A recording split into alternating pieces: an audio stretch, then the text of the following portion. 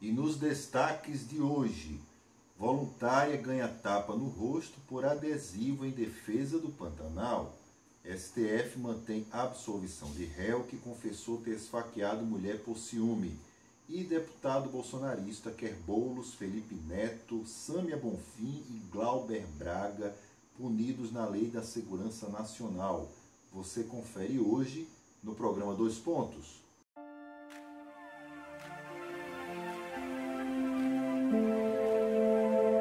Olá, como vão todos? Está começando o programa 2 Pontos aqui pela Repórter Nordeste TV, iniciativa do portal repórternordeste.com.br. Aqui do meu lado, a cientista social e escritora Ana Cláudia Laurindo, e a gente vai conversar um pouco sobre os principais assuntos que circulam nas redes sociais e também pautam os jornais no nosso dia a dia, como por exemplo o caso da voluntária que ganhou um tapa no rosto lá no Mato Grosso, porque ela tinha no carro dela um adesivo, um panfleto, na verdade, Ana Cláudia, do lado de fora do vidro do carro, em defesa do Pantanal. A estudante de pedagogia, Bianca Vaz, recebeu um tapa na cara e teve o adesivo Pantanal Pede Socorro arrancado do vidro do seu carro ao sair do estágio no bairro de Goiabeiras, em Cuiabá, Mato Grosso. Ela é voluntária de uma ação que recolhe frutas e verduras a animais que agonizam com sede e fome nas queimadas do Pantanal. Ela disse, Ana Cláudia, que estava se acomodando no carro dela, em resumo, quando de repente surgiu um rapaz que quis tomar satisfação a respeito daquele adesivo que ela tinha. E aí ele pegou e arrancou o adesivo do carro. Ela percebeu o caráter violento desse rapaz e aí começou a fechar os vidros do carro. Foi quando ela recebeu um tapa no rosto. Antes de tudo isso, logo quando ele arrancou o adesivo, só para lembrar, ele puxou a calça e a cueca dele e esfregou na bunda o adesivo. Deixa eu te cumprimentar, porque é um prazer estar aqui ao seu lado. Também enviar os cumprimentos a você que nos assiste e que nos incentiva, porque nós estamos precisando de educação. Nós estamos precisando de respeito, de gentileza. Tudo que for bom no tratamento, vamos fazer uns com os outros, porque isto não é normal. Estas situações que estão sendo pontuadas com estas aparições de violência, que nós poderíamos chamar de violência gratuita, mas nós sabemos que ela não é uma violência gratuita. É uma violência com razões ideológicas. Então, não é gratuita. Né? Gratuita é quando ela não tem uma razão de ser, mas essa aí, ela tem uma razão de ser. É a imposição de uma normalidade que passa por sobre a vida, a morte e tudo o que até agora nos serviu de referência civilizatória. O caso desta ocorrência, ele não é o único. Esse é um que é trazido à mídia nacional. É um caso a mais. Esse é um. Mas o que acontece, Odilon, e eu estou querendo falar daqueles que não chegam ao conhecimento da mídia, Exatamente. Aqueles que acontecem lá de maneira pontual, tudo isso reflexo do que nós estamos vivendo no nosso país, que a cada dia está mais grave. Grave no sentido de agravado, grave em um sentido de mais ameaçador. Nós estamos perdendo a democracia com uma rapidez avassaladora e ela não está sendo tomada apenas pelo Palácio do Planalto e suas decisões, ela não está sendo tomada apenas pelo silêncio conivente das instituições, ela está sendo tomada nas ruas, pelos indivíduos que se vestem de arautos do bolsonarismo e eles estão agredindo outros brasileiros por não estarem coadunando com os seus interesses, opiniões, projetos, adesões, e é isso o que nós estamos vendo. No Mato Grosso, muitas equipes estão fazendo esse trabalho de humanização tardia, porque diante da desumanização do que aconteceu ali, né, tantas vidas sacrificadas por interesses que já são conhecidos, a humanidade dos que estão levando alguma assistência aos animais que agonizam, a própria natureza que agoniza, é algo que deveria sensibilizar ou pelo menos inspirar respeito, se a civilidade não estivesse neste grau de corrupção. A civilidade brasileira está corrompida, porque os valores eles estão trocados. Além do mais, um tapa no rosto de uma mulher é algo que tem levantado moral dentro desse sistema que nós identificamos como bolsonarismo. A misoginia, ela é levada, sim, às últimas consequências. Gente, isso é um cala-boca. Isso é fique no seu canto, não se manifeste. Não tem mais liberdade de expressão nesse país. Nem adesivar o seu próprio carro. Nem levar um panfleto no seu próprio veículo. É gravíssimo, é gravíssimo. Só que o modo, a estratégia de deteriorização do nosso país, que o bolsonarismo vem implementando, é uma cascata de problemas ao mesmo tempo. Então, você tem o fogo, você tem a morte da natureza e você tem a misoginia, a censura, a violência contra a mulher. Aí você tem que escolher, você vai falar de quê? O que é que vai te indignar mais hoje? Você vai fazer luta por qual pauta? Porque quando você não olhar para esse lado, você vai encontrar outras pautas trazidas pelo Bolsonaro e pelo bolsonarismo que também vão te indignar, que também vão te desestabilizar. É um tempo em que nós precisamos reforçar os recursos que figuram positivamente, que agregam, que orientam e que nos ajudam a caminhar sem perder a sanidade mental e sem desistir da luta pela civilidade e pela cidadania. A nossa solidariedade e a Bianca na representação de todas as outras pessoas que estão sendo agredidas pelo bolsonarismo nas ruas do Brasil e também aquela denúncia para as instituições brasileiras de que o silêncio retumbante já está doendo nos ouvidos.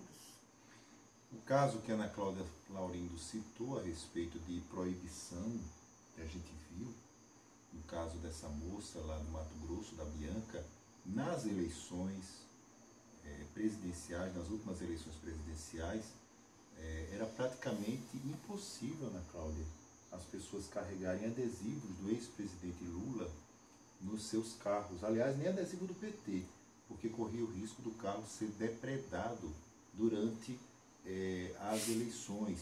As pessoas eram proibidas até de carregarem e usarem camisas com a foto do ex-presidente Lula, porque se dizia que estava induzindo a Polícia Federal, inclusive a gente lembra disso, a Polícia Federal chegava a dizer que isso induzia as pessoas a votarem de maneira errada na eleição. Quer dizer que são características que mostram o absolutismo fascista que está crescendo no Brasil a olhos vistos e principalmente implanta a cultura da tentativa e do erro, tentativa e erro. Quando ele percebe que determinada ideia, determinado projeto é posto em prática e vê uma resistência muito acima daquele padrão considerado normal, ele recua ou para poder apresentar a ideia de uma outra forma, mais elaborada, mas com a mesma tragédia que ela carrega, ou então simplesmente para deixar a ideia de lado e ou retomar ou não, mas enfim, é o sistema que hoje nós estamos assistindo no nosso país. Quiçá, e vamos esperar que tudo isso possa ser alterado, mas a princípio são situações desagradáveis do dia a dia, são muito penosas, Ana Cláudia, a gente poder trazer esses assuntos que são quase os mesmos em relação a casos de violência, porque eles são tão previsíveis, a violência do bolsonarismo ela é tão previsível que parece que a gente não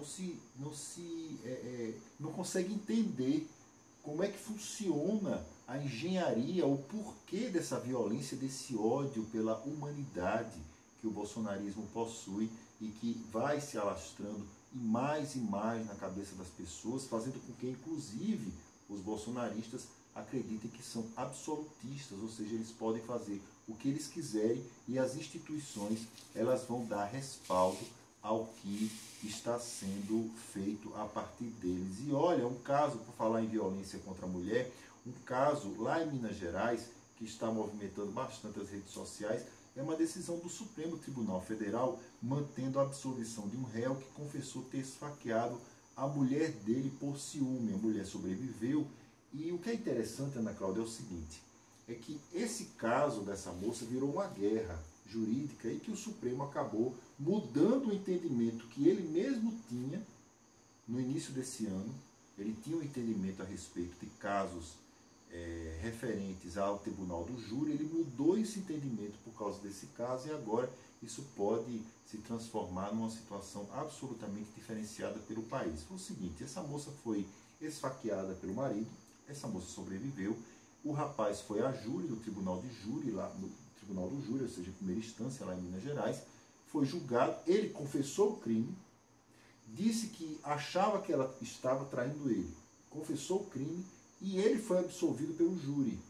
O Ministério Público foi ao Tribunal de Justiça, ou seja, na segunda instância, para poder questionar a decisão do Tribunal do Júri, alegando que o Tribunal do Júri estava indo contra as provas que estavam no processo.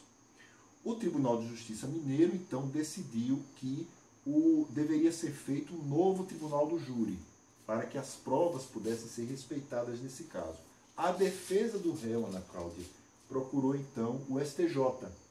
E o STJ disse que a decisão do Tribunal de Justiça Mineiro estava correta, ou seja, deveria haver um novo Tribunal do Júri, por causa das provas. E aí, a defesa não ficou satisfeita do réu e procurou a primeira turma do Supremo Tribunal Federal, que disse que realmente a decisão do Tribunal do Júri estava correta, mesmo indo de encontro às provas. Nós temos duas situações esdrúxulas aí. A primeira, gravíssima, a situação da facada da mulher e essa absolvição que o Supremo Tribunal Federal deu nesse caso. E a segunda é que o tribunal é um entendimento do próprio Supremo, que o próprio Supremo alterou, quer dizer, segurança jurídica não existe no nosso país, vai ao vento e ao sabor das circunstâncias dos nossos juristas no Supremo Tribunal Federal, e agora o que o Tribunal do Júri decide, mesmo que seja contra as provas, é absolutamente soberano. E sem nenhuma coincidência, encaixa-se exatamente no perfil patriarcal do judiciário brasileiro, que acumula casos em que vem, de algum modo, permitindo que este tipo de invasão ao corpo alheio ele passe como algo natural do convívio das relações homem-mulher. Ou seja, nós temos instituições misóginas tomando decisões num caráter como este e um reflexo que acirra no país, que já apresenta uma piora enorme no trato com a mulher e no índice de feminicídio, mas um incentivo ao homem cometer violência contra mulher. Ou seja, o ciúme, que é algo extremamente subjetivo, é algo no patamar do trabalho terapêutico, que o indivíduo procure ajuda psicológica para lidar com as suas inseguranças, se o relacionamento ele não tem mais condições de ser levado adiante, que as vidas se refaçam separadamente. Porém, a concepção de casamento no Brasil torna a mulher uma posse do homem de tal modo que o próprio nome dela é transformado no nome dele. Aquilo ali é um selo da posse. A mulher, ela se torna a posse do homem. É bem verdade que existem possibilidades de o homem também pegar o sobrenome dela, e pouquíssimos acatam isso, e que também é uma possibilidade muito recente. Na memória, no imaginário da sociedade como um todo, a partir do momento que a mulher casa, ela se torna uma propriedade do marido, e o marido, por ciúme, ele sempre teve o aval da sociedade para cometer feminicídio. E do sistema jurídico sempre também. teve. E agora o sistema jurídico não deveria entrar nesta análise com este mesmo timbre, porque a sociedade, no geral, ela é regulada por valores corrompidos, por valores da ignorância. Mas o juiz não. O juiz conhece o Código Penal. Ele sabe o que deve ser aplicado em um caso de tentativa de homicídio. Ele sabe o que fazer. Enquanto a sociedade ela reproduz aquilo que houve, é uma cultura de oralidade perversa, mas de oralidade que vai se espalhando, o juiz não. O juiz tem acesso à doutrina, ele conhece os códigos legais. Então, é muito mais reprovável o erro de quem não é ignorante do que o erro da ignorância. O erro da ignorância pede formação, pede conhecimento. Mas e o erro de quem conhece? O erro de quem conhece pode ser colocado em um patamar criminoso, porque incentiva a perpetuação desse tipo de crime. Nosso país, na pandemia, ele tem mostrado quanto tem piorado a violência contra a mulher. Então, esse tipo de sentença, Odilon, deve ser comemorada até com churrasco e cerveja pelos machos que defendem esse tipo de posse, o poder de vida e morte sobre a mulher, porque em algum momento o homem sentiu-se inseguro, atribui uma culpa e ele mesmo faz a lei. A lei ele faz com a faca, com a bala, com várias formas de matar. É um repúdio que nós não podemos deixar de fazer. Nós repudiamos sim esse tipo de decisão, esse tipo de postura, e lamentamos que a perspectiva seja tão pequena neste exato momento onde o nosso país ele vê as suas instituições comprometidas com a misoginia assentada no fascismo bolsonarista. Bom, eu não sou jurista, mas existem muitos juristas que assistem ao nosso programa, aos nossos programas, aliás, na Repórter Nordeste TV. Mas esse caso, ele tem uma situação interessante, Ana Cláudia, porque depois da absolvição desse homem, como é que vai ficar a vida dessa mulher? Olha que situação difícil. Como é que vai ficar a situação da vida dos familiares dessa mulher e dos familiares do homem, desse ex-marido dela? Quer dizer, isso pode gerar até uma briga dos dois lados em torno da posse da narrativa de isso, que a mulher... Isso, na verdade, Odilon, ainda é um risco para ela. Exatamente. É a posse da narrativa de que a vítima, na verdade, ela é algoz, ou seja, a mulher é culpada porque ela é mulher e o homem sentiu o ciúme e aí ele tinha a justificativa para poder fazer o que quiser. Nessas duas situações, o ódio da família do marido, do ex-marido, e o ódio da família dela sempre representa risco para ela. Então, ela como vítima, nesse momento, ela vai ser tratada pelas instituições e pelas pessoas como algoz, porque vai se justificar a traição, a suposta traição, como motivo para poder, uma narrativa, aliás, do marido. Eu senti ciúme, eu vi que ela me traiu, ou iria me trair, ou poderia me trair, ou eu sonhei que iria me trair, então eu já dei a facada para poder resolver a minha honra.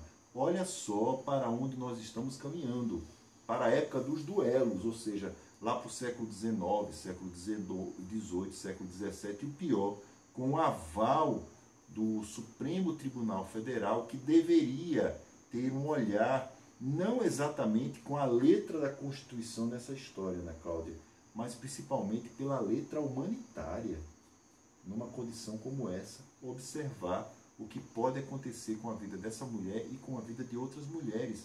Eu acredito que esse não é o único caso de tentativa de feminicídio que vai chegar ao Supremo Tribunal Federal e com as características que nós observamos, com o fim que nós vimos nesse caso em Minas Gerais. Deputado bolsonarista que é Boulos, Felipe Neto, Sâmia Bonfim, Glauber Braga, punidos na Lei da Segurança Nacional, logo assim, todos de uma vez e acabou, porque eles são acusados por ele, Ana Cláudia, de um crime terrível, eles incentivaram as manifestações antifascistas, ou seja, críticas ao presidente Jair Bolsonaro. O deputado José Medeiros, essa pérola que veio do Mato Grosso, vinculado ao Podemos, ele acha que nós estamos numa ditadura e temos que respeitar o Führer Tupiniquim Bolsonaro.